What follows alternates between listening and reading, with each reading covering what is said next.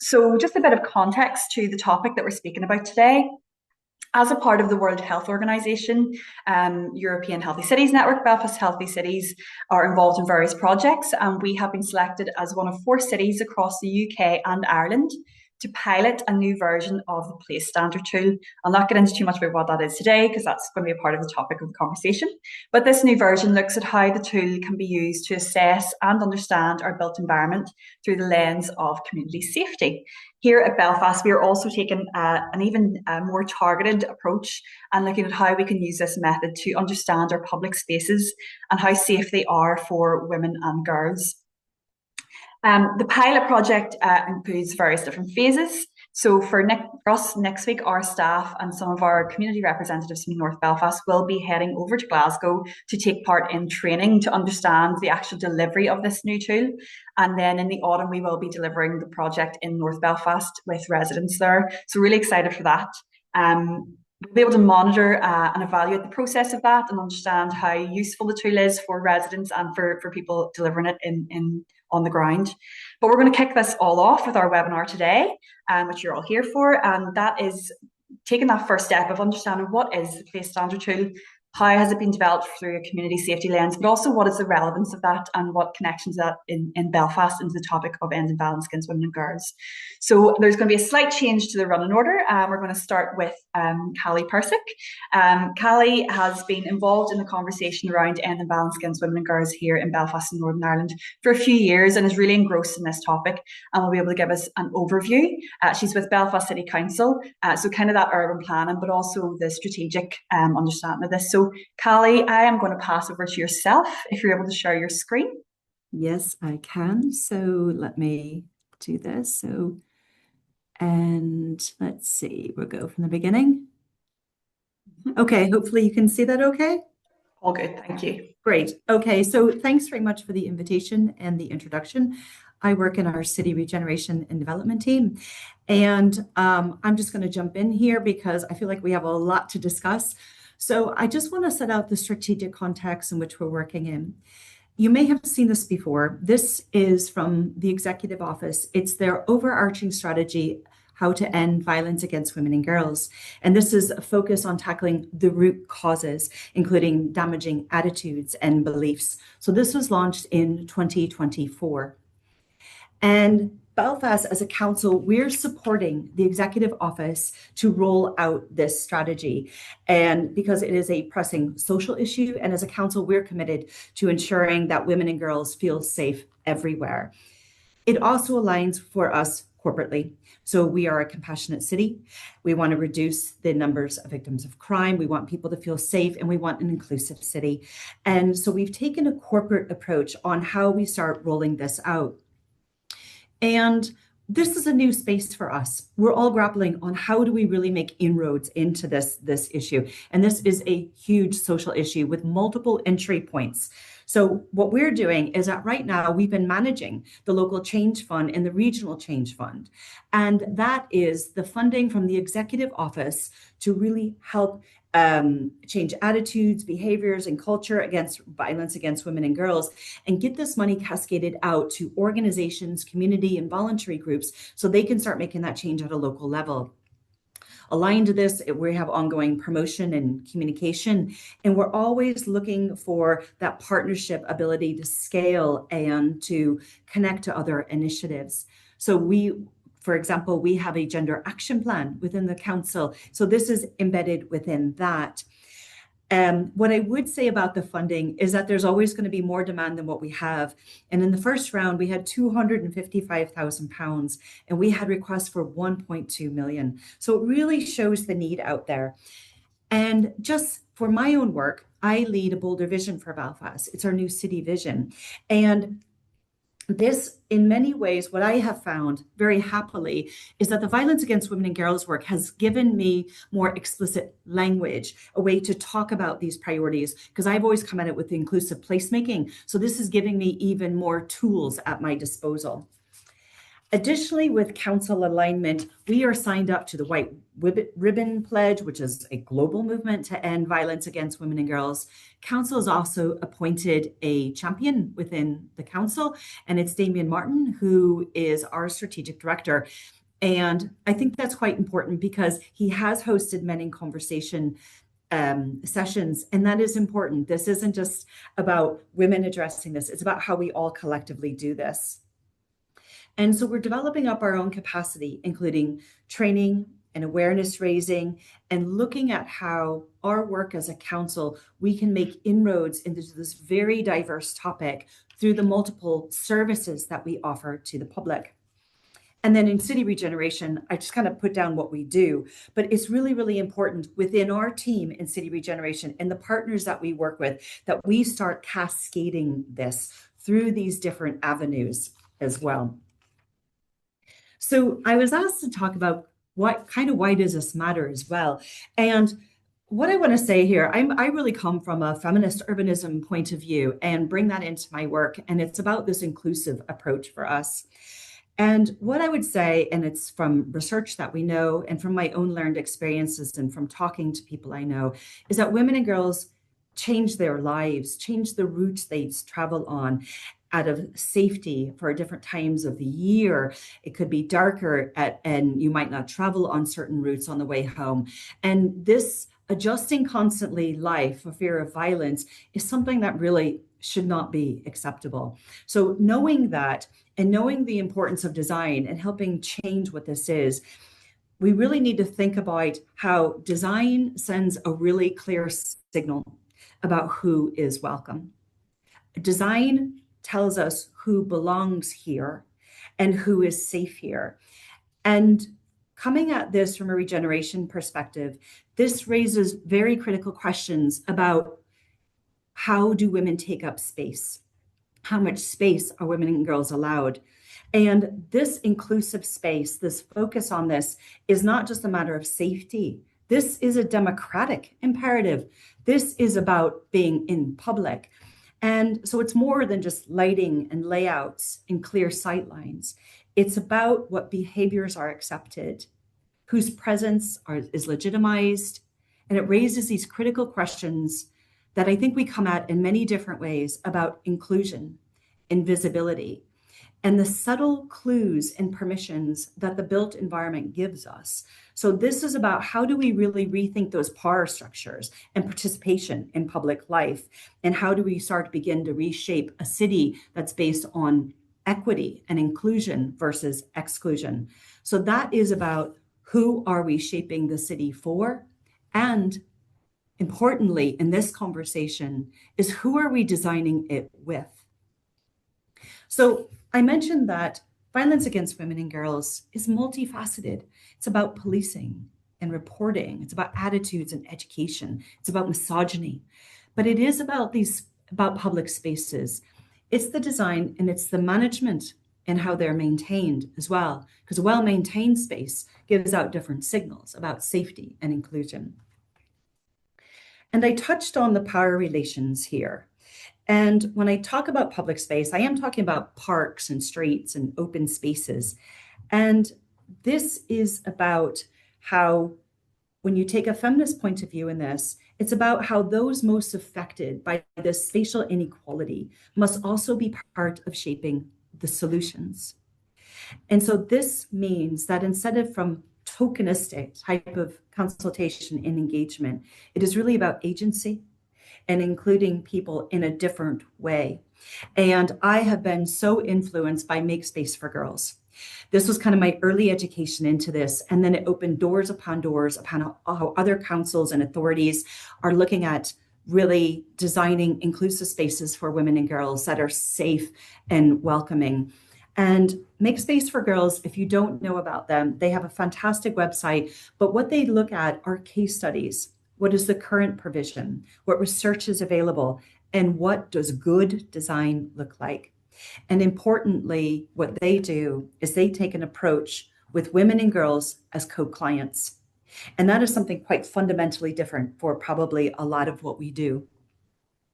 And by doing this co-client, this co-design approach, This is about asking slightly different questions than you might ask in traditional consultation or planning approaches. This is about how does this space feel?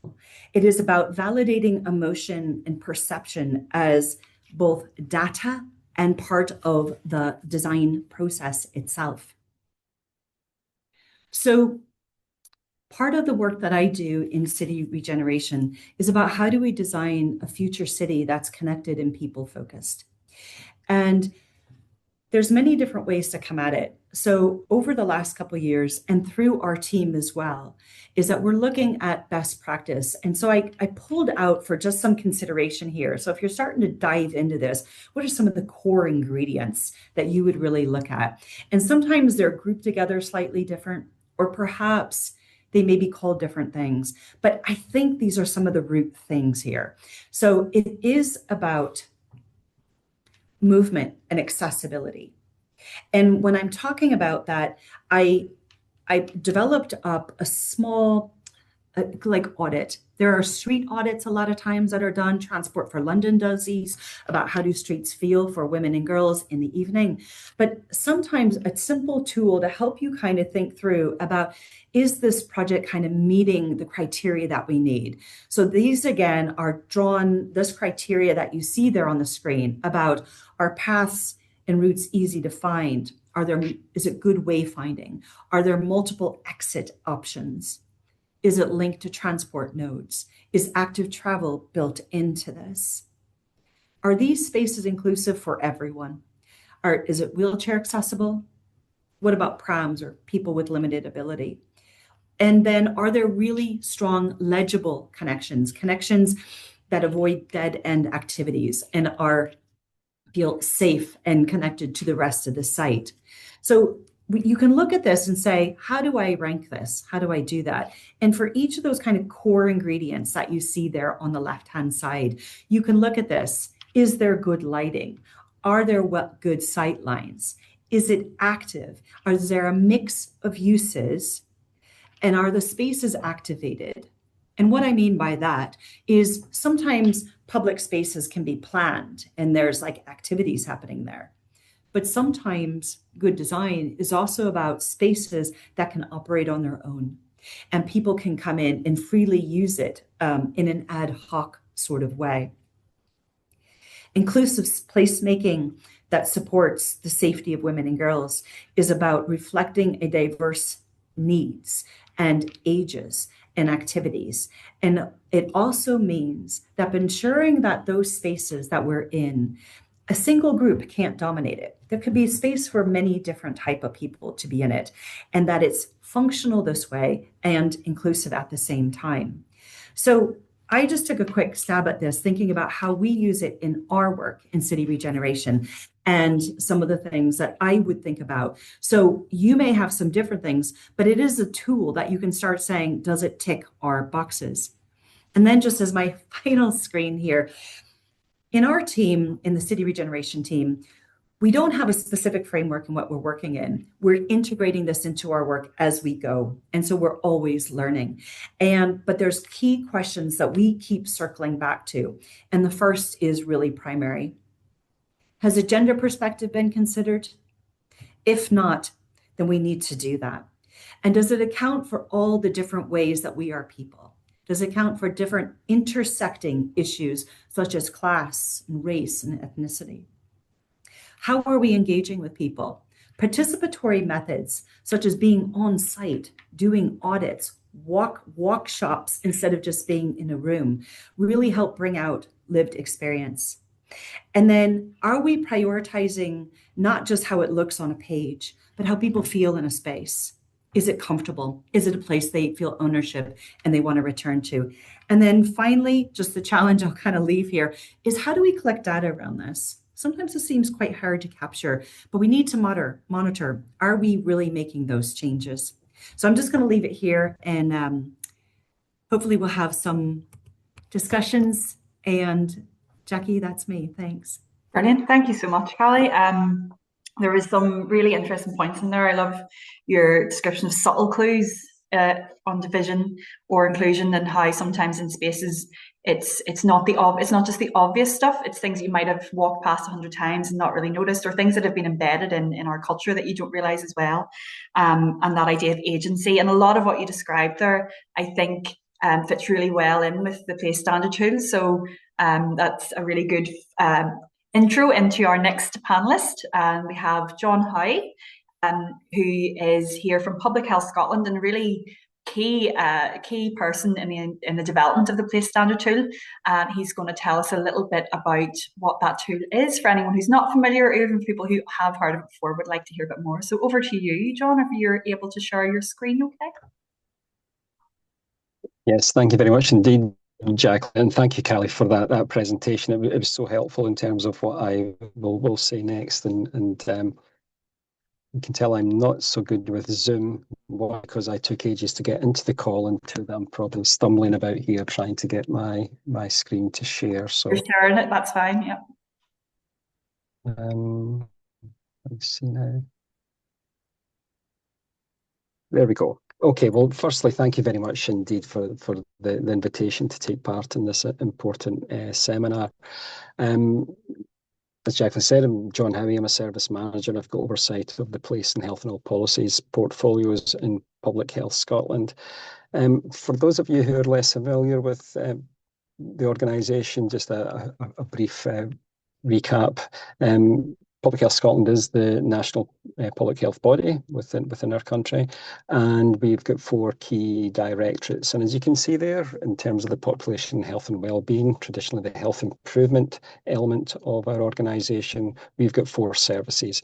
And within that, we've got a service area around place, healthy environments and health harems, and that's what hosts the programme that deals with the portfolio that I'll discuss today.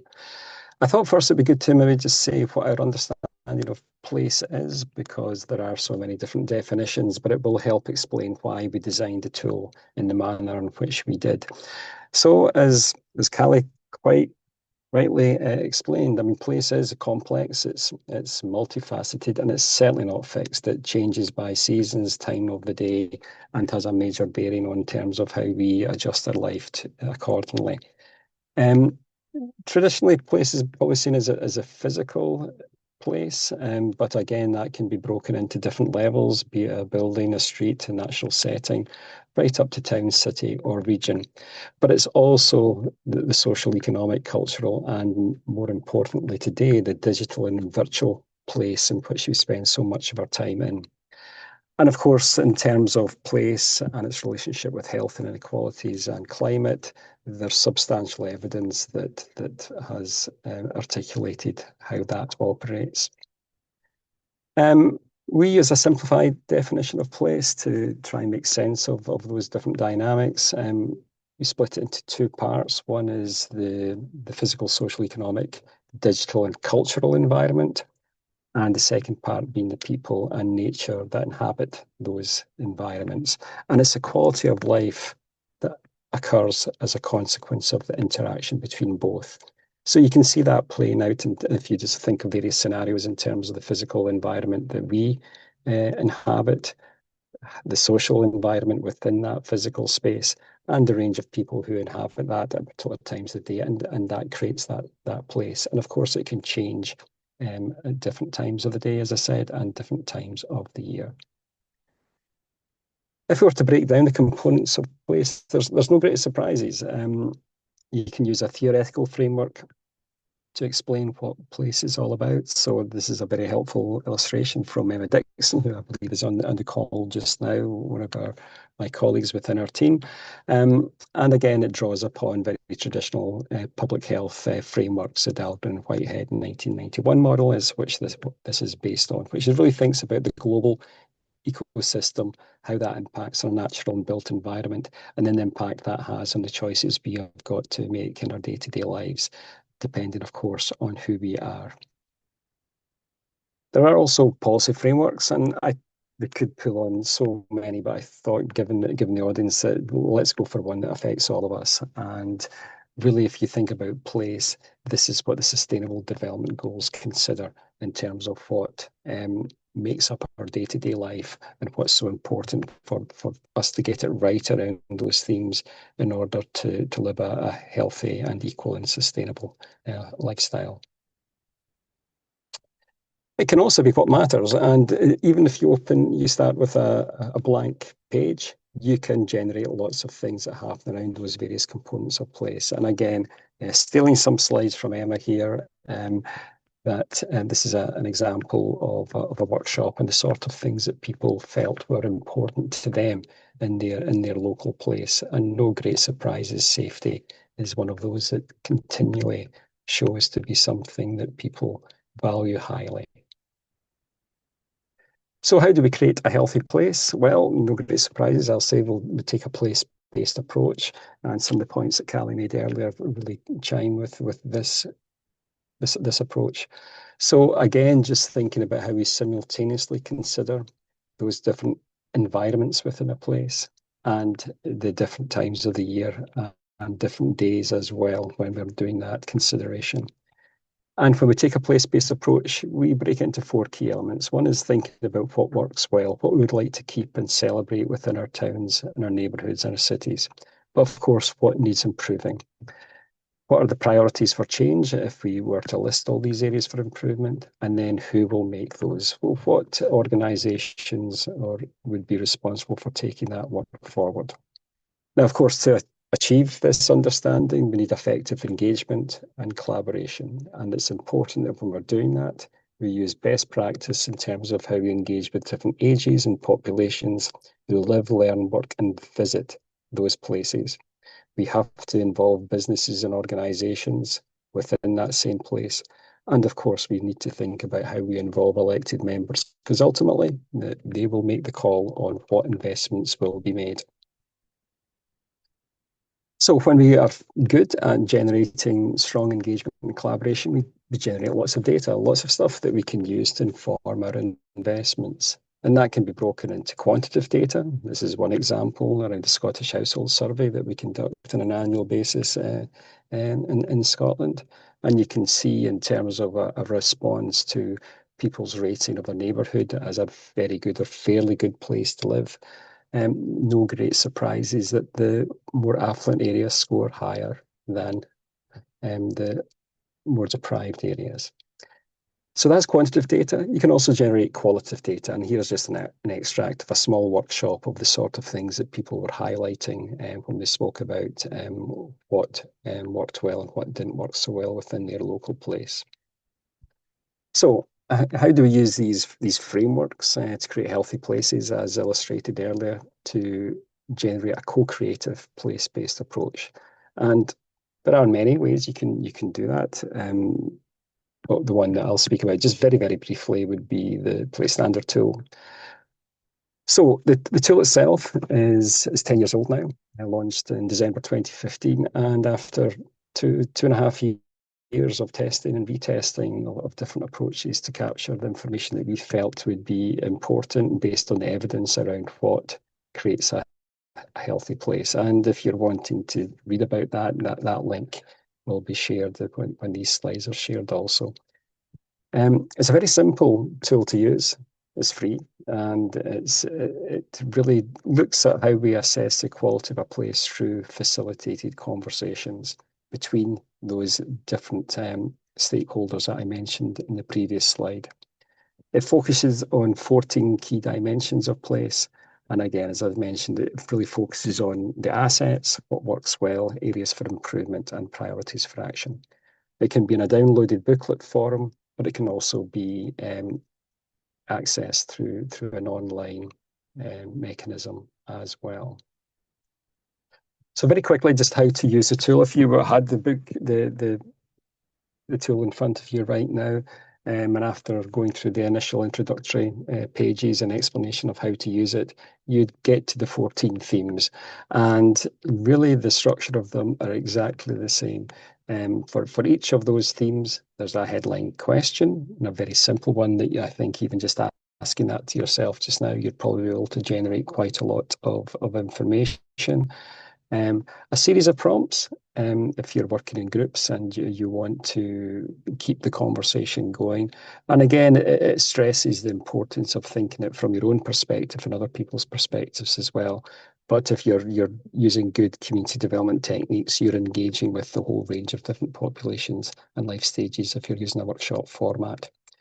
It then asks you to score, where 1 is not working so well, 7, very little improvement is required. But the most important thing is the information that you gather in terms of when you're having the conversations around those key question areas. And so you can see with natural space as well, it provides that same sort of layout. So after gathering the data, and this might take 2 or 3 weeks if you're doing it at scale, using a blended approach of the online tool plus workshops or one-to-one conversations. You get into the analysis, the prioritization around what's the most important areas to take forward, and agree who takes that work forward. So it is a very simple tool to use, and it's been so successful not only within Scotland across all local authority areas, but across the rest of the UK and Europe. And again, people become very creative in terms of its application. This is being used within a primary school setting. If you're interested in case studies of it being how it's been delivered at different scales, I would recommend you go into these links when the slides are shared, and it gives testimonial feedback as well as just really how it's been applied in different ways by different professions. And in terms of beyond the UK, it really has been a massive success, and again, and you can see the range of languages that's been translated into, and a whole range of different settings. North Macedonia, this is Reykjavik, Copenhagen, our undergraduate students as part of their curriculum in Turkey. So yeah, there's a whole range of applications, and here most recently in Montreal. And why Montreal? Well, because we would hope in the next few weeks to be launching a new WHO Collaborating Centre for Place, which will oversee the global rollout of the Place Standard tool. Just very quickly though, I just thought I'd highlight, again, I've mentioned Emma's name twice, I'll mention it a third time just to say that probably all pressure here, because I'll just try to very quickly illustrate its success in the city of Carlisle. This is a workshop that really kick-started its use, and this was its first introduction to a group of leaders within the city. And the leader of the council here made a very quick decision that this was something they would use to inform the investments of improvements across the city. Here's an illustration of the tool at work. And here are the sort of things that you see highlighted. And the reason for this being circled was the feedback coming from the very established signs highlighting previous floods, and for people to be aware of risk of flood in the area. But it was considered as something that actually generated anxiety and stress, because it did play back memories of when that did happen. So, I mean, just very simple areas of feedback like that are important. And this example was the first time the leader for the local college had an opportunity to use the Place Standard tool and go in the walkabout. And from that, recognising that students were having to go through fairly unsafe areas to get to the college. He admitted that he drove to and from the college, so he wasn't getting that experience. And on the back of that, it led to investment and improvements in the lighting for the underpass, which encourages more people to use, and numbers in itself creates that sense of safety. Here are a whole range of other areas that have been collected as well, using the tool and highlighting some of the priorities for taking the work forward.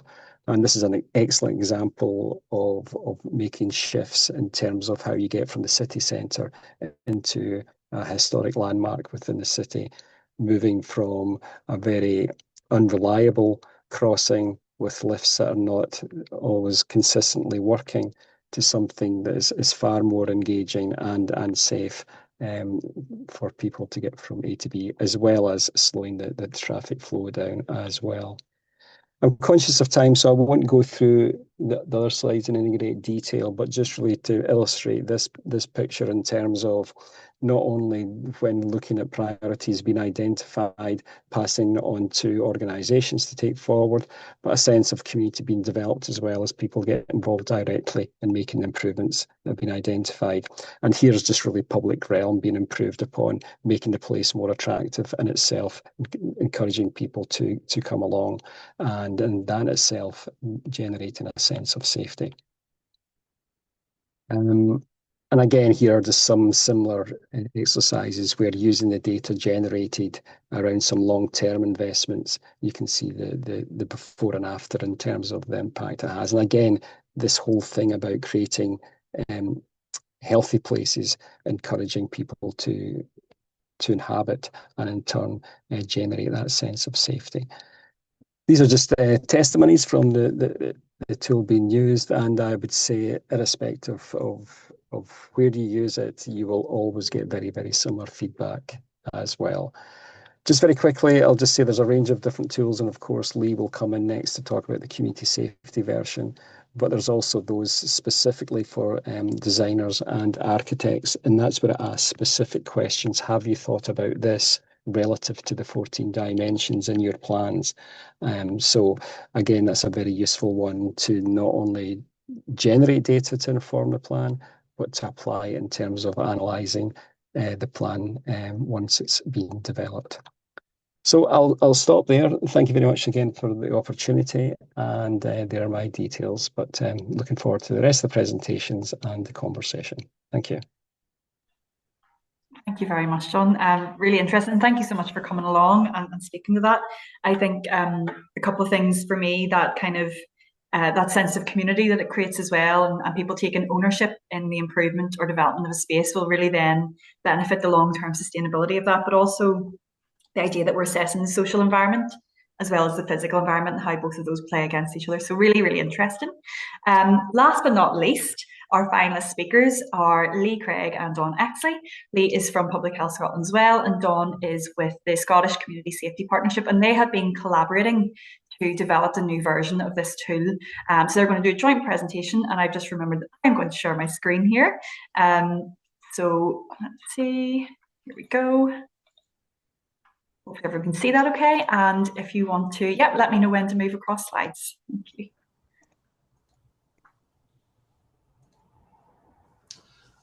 Thanks, Jacqueline, and thanks for inviting myself and Dawn to the webinar and allowing us to provide an overview of the process we're taking to develop the Community Safety Place Standard tool. My name, as you've heard, is Lee Craig. I'm a Health Improvement Manager within the Place team, which John leads at Public Health Scotland, and I'm co-presenting today with Dawn Exley from Scottish Community Safety Network, who are co-partners in the project. Next slide, please, Jacqueline. So, as I said, this is a collaborative project between ourselves and SCSN, as well as a range of partners from the UK and Ireland, to develop the existing Place Standard tool, which John told you about, into a product that allows for a much deeper dive into community safety issues that communities may experience. When we've finished it, the tool will include community safety specific prompts, as well as practical guidance for facilitators that will complement our existing suite of Place Standard tool resources. So we've really taken a staged development approach in collaboration with a range of community safety related partners. And we'll talk about some of these stages as we go through the presentation.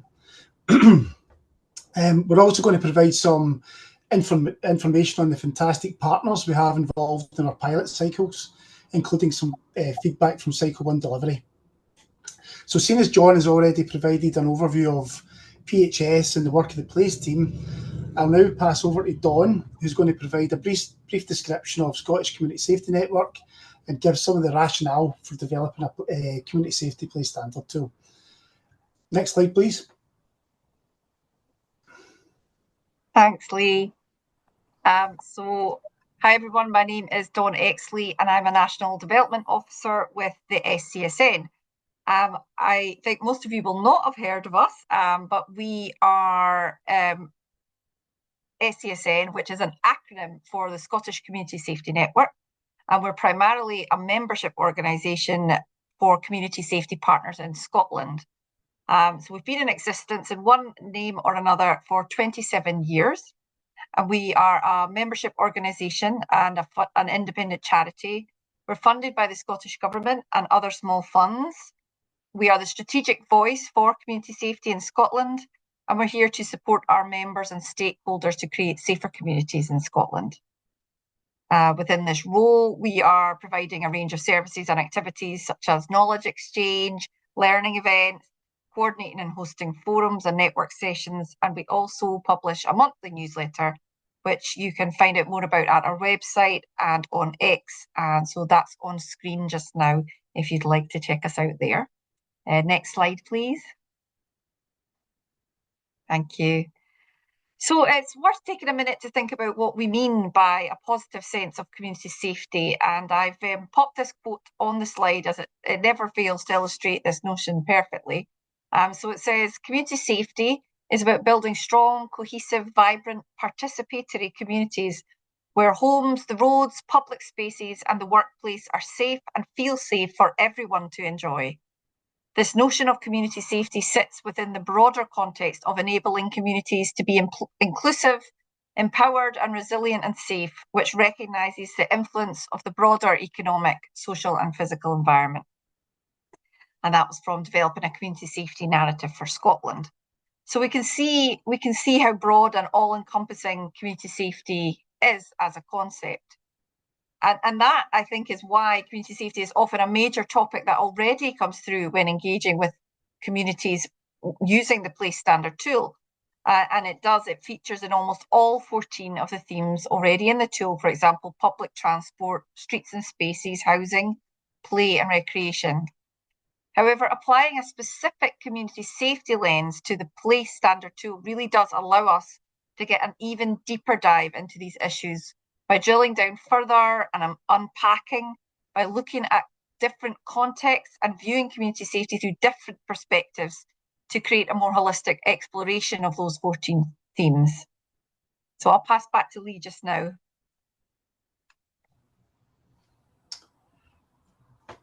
Thanks, Dawn. So I'm going to just give you a quick overview of some of the milestones in our progress to date for Cycle 1.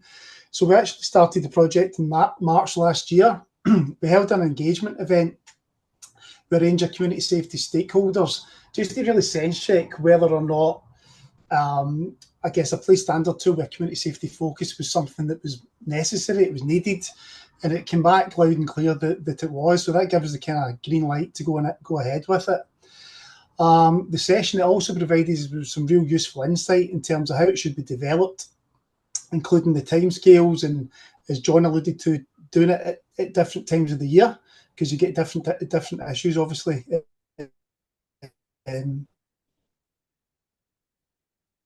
Here for community safety.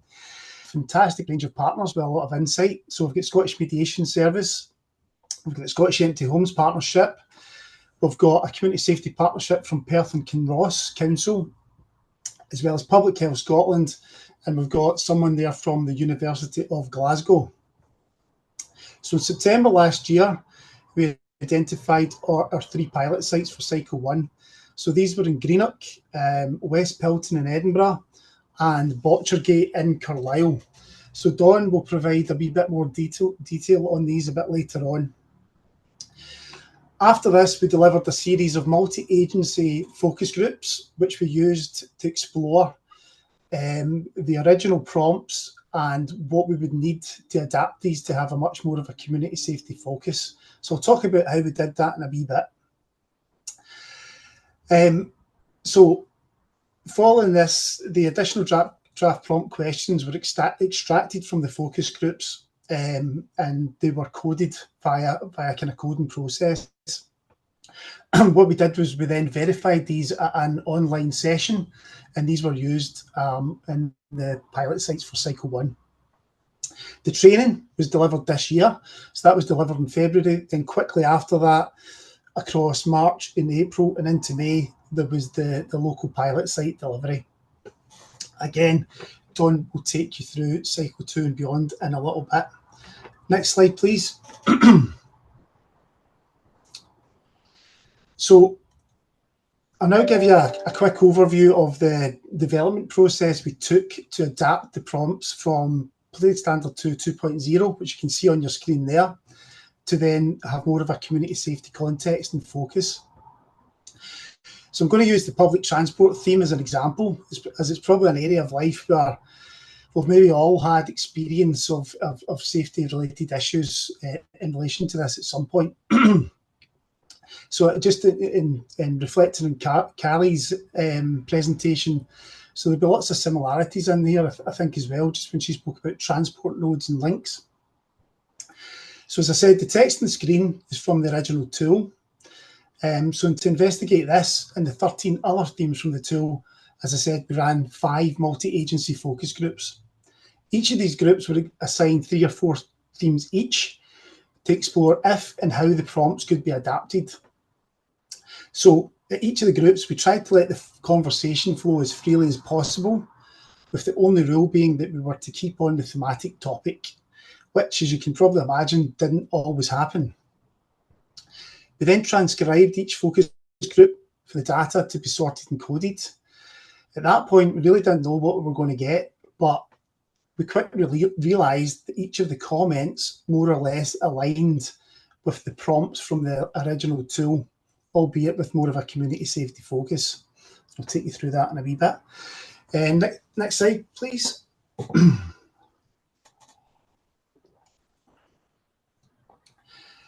So we aligned each and every participant comment, including those from our engagement event, to the original PST prompt. We also further coded these, which I'll show you later. So what you can see here is just an extract from the Excel table that we've got with all the comments included within it and coded accordingly. So we then looked at where there were any additional, where we needed any key additional bits of detail that would help us form prompts that had a community safety focus. So the new prompts for each of the 14 themes were then, as I said, verified at an online session with some of those that had participated in the focus groups. And we also put them through a plain English check. Next slide, please. So apologies for the text size here. Hopefully you can read it a bit better when we share the presentation. So what the set on the left shows where we added additional community safety related information to the original prompts. The set on the right are the prompts that we used for the public transport theme in Cycle 1. So you'll see that we didn't really need to change some of the original prompts, but some of them have supplementary deeper dive prompts, which you can see in the bullet points. And you can also see that there's a lot of them, a hell of a lot of them. But unbelievably, the pilot sites in Cycle 1, they managed to test all of these across the 14 themes. Fair play to them. After this, we held feedback sessions with each of the pilot sites to ask about a range of things, including the process and what they thought about the prompts that they were given. Unsurprisingly, they fed back there was far too many of them. So, and they also noted that there was some duplication across the themes. Crucially, they also said that the conversation could often stray into more generic topics and lose the community safety focus. And part of this was related to using some of the original prompts within the theme. So what we've done, we've taken all this on board and adapted the content of the themes accordingly for Cycle 2 delivery. So we've removed any duplication and made the prompts more community safety focused. We've also made the theme description more community safety focused rather than just adapting the original one. Next slide, please. So what you can see there is what we now have for Cycle 2. So you can see it's a lot cleaner. It's a lot more community safety focused, and let's be fair, it's easier to get through. So in Cycle 1, I guess one of the issues we had was that we really wanted the pilot sites to use all of the prompts. But in Cycle 2, we've got more of a luxury here where we can just use the prompts to, I guess, if the conversation is becoming stilted or it's not moving, then they are there to be used. But quite often, as you'll find using the Play Standard tool, the conversation is pretty lively and you don't necessarily need them.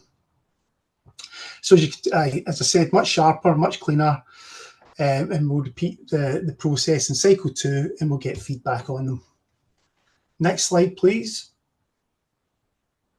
Again, apologies for the size, but these were kind of common themes that were coming out across all of the focus groups. The assignment of the code to a column actually has no meaning.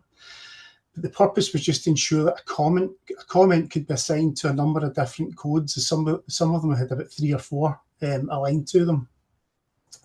So I've highlighted some that had quite a high frequency. So maintenance, for example. So this cut across a lot of the themes and ranged from vandalised play areas, damaged streets, domestic and commercial rubbish, and poorly maintained housing stock. Young people, as you can imagine, come through quite strongly. And this was primarily coded against antisocial behaviour. And then there was another kind of codes that went along with it as well. A lot of them were quite negative, as you can imagine, if they're related to antisocial behaviour. But some of the comments from the focus group did shift the blame away from young people and related it to a lack of provision and stuff for them to do, or even about giving young people more ownership of the spaces that they hung about in. And I guess and you know, the real downside of the focus group was, although there was a strong focus on young people, there was no young people involved in it.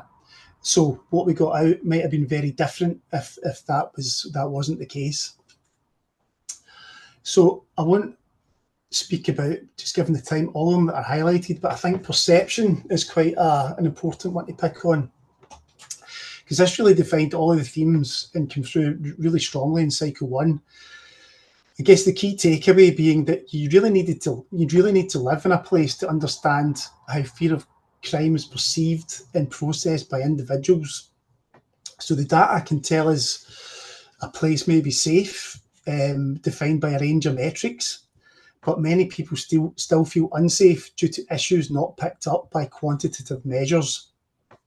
So again, I think, as John and Callie has said, I think this is why it's really important to gain that rich qualitative understanding through an engagement process like the Play Standard tool. And it's also why it's so important that we have people who live in that community involved.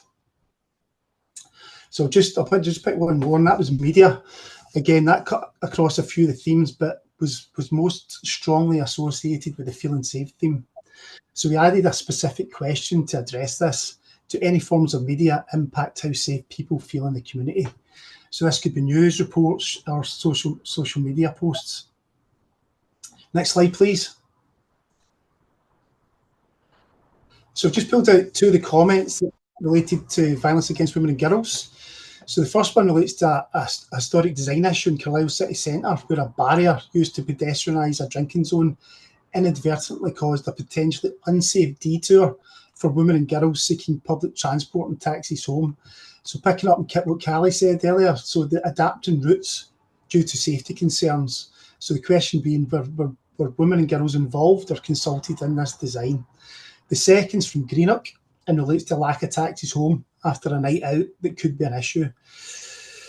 These issues will factor them into the prompts, and we've included a note in the facilitator's guide to consider protected characteristics across all of the themes. So we're now going to hand back to Dawn, who will take you through Cycle 1 and Cycle 2 of the project. Thanks, Lee. I'm conscious of time, so I will do this as quickly as I can, and hopefully we still have time for some questions afterwards. So a little bit about the Cycle 1 sites. Firstly, they took place in the early part of the year when the weather is generally colder. We wanted to have warm and cold weather cycles, as we know that community safety issues differ very much around times of year to do with weather conditions and specific events. So our first pilot site was in Botchergate in Carlisle. It had a city centre focus on the nighttime economy. There were 40 participants from a wide range of agencies on a busy Friday night in the city centre, and overall it was a very positive and worthwhile event, and particularly good for engagement and networking. And immediate action from the event and the walk around was that the council's street cleaning services acted immediately on some concerns raised. We then had a session in West Pilton in Edinburgh. This was led by local Police Scotland and local public health. They focused on a residential area of deprivation that had the particular problem of antisocial behaviour. Less people attended, and they were all from local services, although there were still around 15 people. Everyone that attended said it was interesting, useful to look at the area from a different perspective. And there was a lot of enthusiasm, especially around increased engagement with the community, partnership working and new project work. Again, there was immediate action. There was a local basketball court cleanup organised by a youth group and other services after the event. But there were some worries around raising expectations with the community and around who would take accountability ultimately for these things. It was an issue that no residents attended, and it was felt there needed to be a bit more lead-in time to build in trust with the community, especially when it was run by police. They felt that being an authority was a bit of a barrier to communities feeling safe to participate, and it was agreed that next time it would be run by local groups if possible. Also, not having residents for that session did mean that limited local knowledge, and there was a worry that local residents did feel a bit apathetic and had a little bit of consultation fatigue. So again, learning all the time, it's important to sort of really assess where community is at that point. And finally, we had Greenock East. I did have a small case study on them. I think time permitting, we will share the slides afterwards. So I'll skip Greenock, but there's more detail about them in the next two slides. So if you could just forward and next slide again. And again, please. Thanks. So just quickly about the learning. For the workshop and the walkabout, it should ideally be led by local trusted people, which indeed it was, although there was that one issue around our authority conducting the walk around. Need to make sure there's enough discussion and pause points, and that mobility issues are well considered. For example, should there be separate groups? Should there be a video, pictures of the route? As it's community safety focus, setting the scene is extremely important. Explaining the community safety context and considering perceptions versus reality, and also just making sure everyone's voice is heard within that session. The prompts and materials were felt to be very useful, and they help people think outside the box. And this included there were areas for improvement, which included reducing the amount of prompt questions and ensuring there was no duplication across themes. And when it came to community involvement, the learning was that the ratio of community members to partners should be a good balance, as we've discussed, and that there's a definite need for local residents to give that authentic community perception, particularly for different times of the day, for example. Finally, partnership working. Many partners gained valuable experience in the areas on topics they did not know previously about through that cross-organisation working and recognising those shared outcomes. Next slide, please. And we have some information here on the Cycle 2 participants. Due to the time, I won't go into that, but we'll share the slides and you'll be able to see who our next four cycle participants are, but they are Aberdeenshire, yourselves, Belfast Cities, Moray Council and Longford in the Republic of Ireland. And as a last slide, just a quick look at our plans for Cycle 2 and the rest of the project. We're at the process of reviewing and refining Cycle 1 materials for our training session, which is next week. In September, we will have the pilot sites for Cycle 2 delivering the workshops, and there'll be a review of the findings and development of the materials before we launch at the SCSN annual conference in March. Then we'll have some road testing of the project, and in summer 2026 we should have a completed project ready to roll out to all selected sites. So that's all from me. I hope did that quickly enough, and I'll pass back over to Jacqueline.